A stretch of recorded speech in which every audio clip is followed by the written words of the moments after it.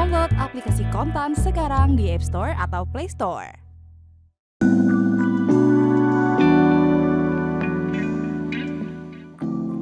Cina bereaksi atas kesepakatan dagang Amerika Serikat dengan Vietnam. Cina meminta agar kesepakatan dagang kedua negara itu tidak merugikan negara lain. Cina pun khawatir Amerika akan menerapkan pola yang sama dalam mencapai kesepakatan dagang dengan negara-negara lain. Saat ini ada banyak negara yang tengah melangsungkan proses negosiasi dengan Amerika, termasuk Indonesia. Negara mitra dagang Amerika berlomba mencapai kesepakatan sebelum tenggat waktu yang ditetapkan Trump pada 9 Juli mendatang. Jika sampai tanggal tersebut kesepakatan tak tercapai, maka Amerika akan mengenakan tarif yang lebih tinggi terhadap negara mitra dagangnya.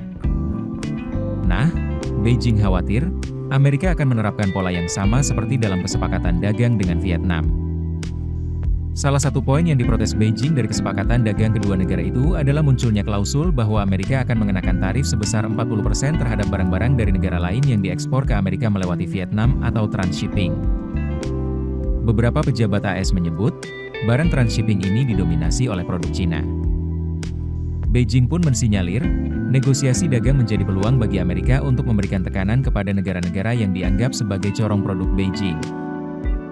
Langkah tersebut dipandang sebagai upaya untuk menghentikan ekspor Cina yang dialihkan melalui negara ketiga.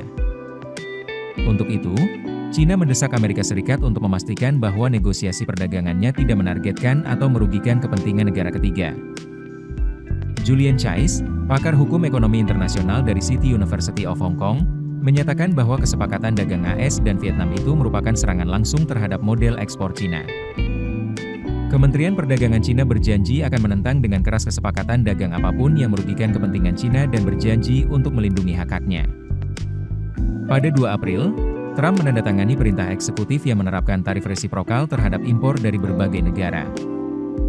Tarif dasar ditetapkan sebesar 10%, dan tarif yang lebih tinggi dikenakan terhadap 57 negara berdasarkan defisit perdagangan AS dengan masing-masing negara tersebut. Trump kemudian menangguhkan penerapan tarif yang lebih tinggi selama 90 hari terhadap lebih dari 75 negara tersebut. Masa penangguhan akan berakhir pada 8 Juli mendatang. Penangguhan tarif itu hanya diberikan kepada negara yang tidak melakukan pembalasan dan telah meminta negosiasi. Selama masa penangguhan, Trump tetap memberlakukan tarif dasar sebesar 10%. Jika sampai penangguhan tarif tak juga tercapai kesepakatan, maka AS akan mengenakan tarif lebih tinggi terhadap negara-negara yang mengekspor produknya ke Amerika.